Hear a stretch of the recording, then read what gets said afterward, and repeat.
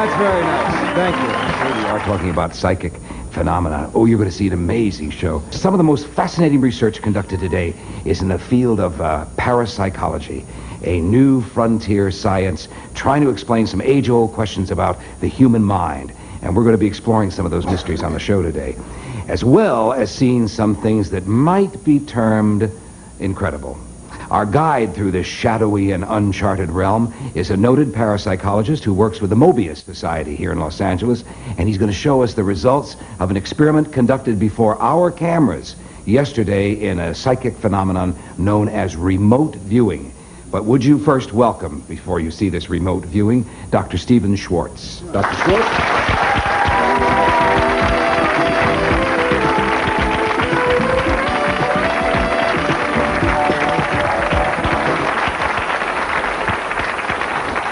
I don't know, when you say parapsychology now, because of the prominence of several big motion picture films, it gets very scary.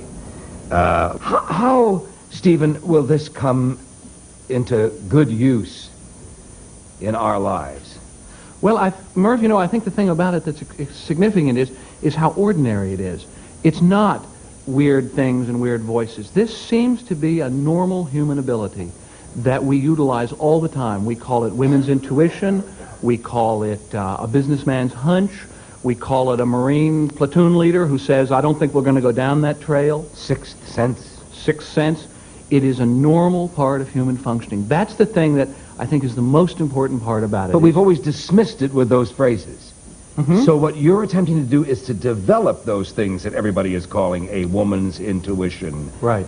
Uh-huh. We're working at it. We work with a technique known as remote sensing, in which people can describe persons, places, or events that they're physically distant from, that they couldn't know through normal intellectual channels and couldn't know through normal sensory input. Is that also called remote viewing? Remote viewing. Remote sensing. And we are utilizing that technique now in archaeology, in geology, in criminology, solving crimes, in the Mobius Society is working in all those areas. We're working on a project to predict the Standard & Poor 500 index. Oh. Well, it's much harder than it sounds, actually. As you will hear, I think, a little later. The thing I think that is important is that it's not a shortcut. And what about the people who work clinically with you? Well, we tend to work with two groups, people who are very skilled and people who are essentially what we call naive respondents or naive subjects, just standard people.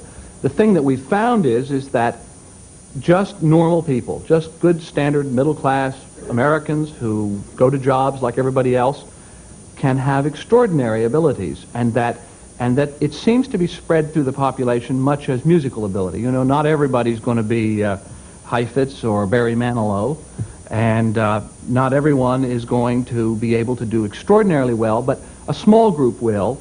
And then a large group, most of the people, will be able to do competently, and then another small group just doesn't seem to be able to get it. Mm-hmm. It seems to be a talent like any other talent. Good. Now, yesterday we took our cameras out. We controlled the experiment, so the Mobius Society had nothing to do with it. Correct. Other than to have a gentleman in one studio with a sketch pad, and we took another man to a place the fellow couldn't have known about, and he almost described it. Well, you're going to have to see our tape right after this word from your local station. Dr. Stephan Schwartz is here.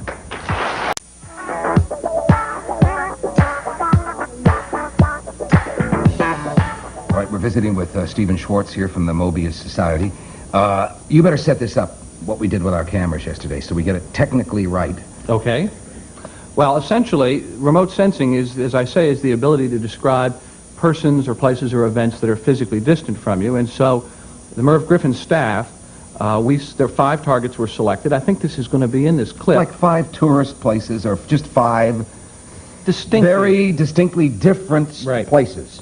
And then 2 people, a target person that the psychic could home in on, and one person from your staff, John Skura, went out to that site, and then at an agreed-upon time, the psychic, Andre Valancourt, described what he thought was going on. You synchronized your watches at exactly a certain minute. Right. And your target man walked into the site that we selected, our staff. That's correct. You people didn't know anything about it. And, well, is that all that needs to be said? Yes, I think so. Okay. Let's roll this tape, and you'll see exactly what happened. It's amazing. Standing outside of the Mobius lab with Randa Mattei, my colleague, and with Les Sinclair from the Merv Griffin Show, we have had 5 sites selected that are somewhere in the greater Los Angeles area. The descriptions have been put into identical sealed envelopes, which are opaque, which Les is holding. And Les, I'd like you to select one at random and write your name on it. And then if you will give that to Rand, that will tell him where to go. And I'll leave now. I'll go back up with the psychic, and then I will interview him at an agreed-upon time, 15 minutes in the future. It'll take Rand about 15 to 20 minutes to get to the site. And I will then ask him to describe in as much detail as he can where he believes Rand is. Rand is going to be the beacon, so if you go on, all right, then I'll go on, and we'll see you later.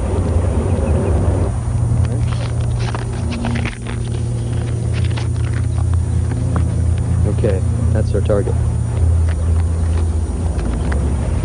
This is Merv Griffin Show remote viewing at Mobius, 13 June 1984. It is 1:45.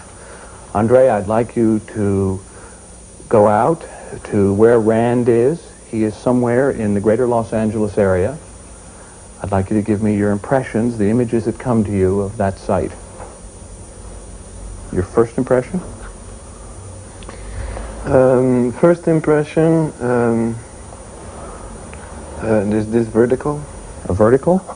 Parallel lines? Is this vertical? Yeah. Okay. Vertical parallel lines. Ground level as opposed to view. Slopes on the side, not too far.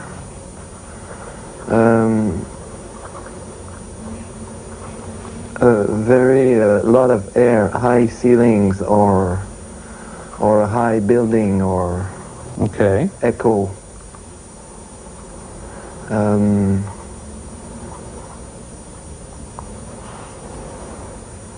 Populated in and out. Circulation of people. I see. 3 o'clock, I don't know why. Busy area. Look down at your feet. What do you see? Hard floor.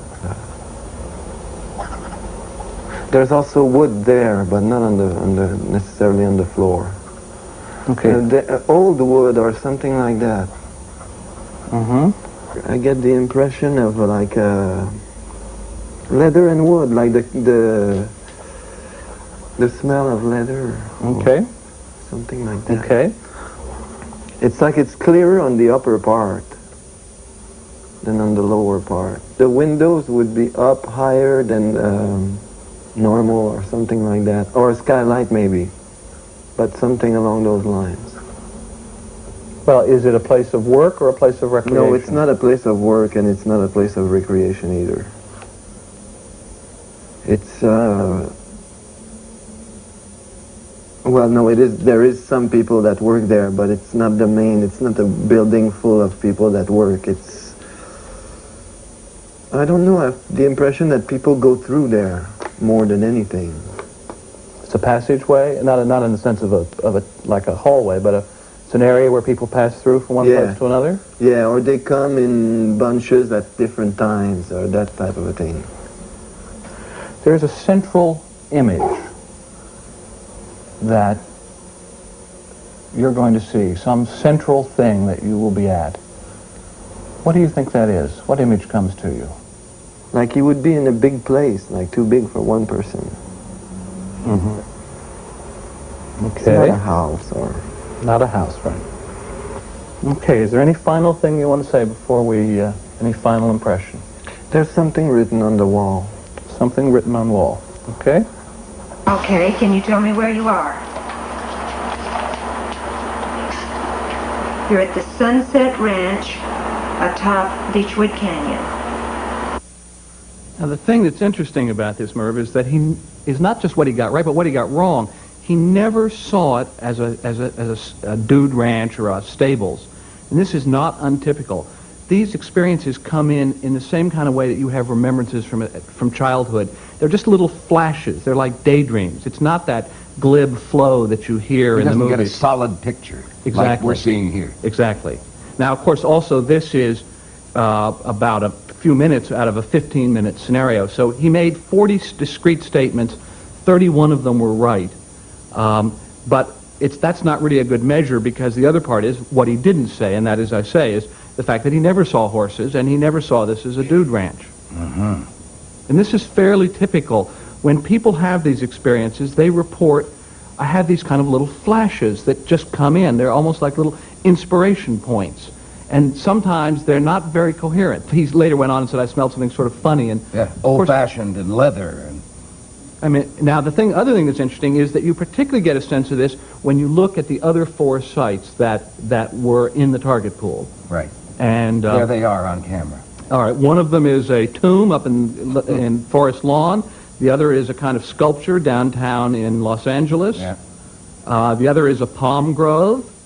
And the final one is the Mulholland Fountain in Los So Angeles. he was really pretty close there with the smell of leather. You wouldn't smell leather in any of those places, right? Exactly. Now, what we do is that... And they were all outdoors, it seemed. Right, that's correct. And there was no clock.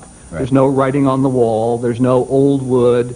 The leather and wood one was particularly elegant. Yeah. That's a particularly good hit. When we look at these things, the way we do it is we then have a third person blind judge them, and we ask them to rank, is it most likely this one, most likely this one, or most likely that one? Because the image that we have in the popular media of this sort of, oh, I'm getting a message, my grandmother's speaking, that just isn't how it happens. No.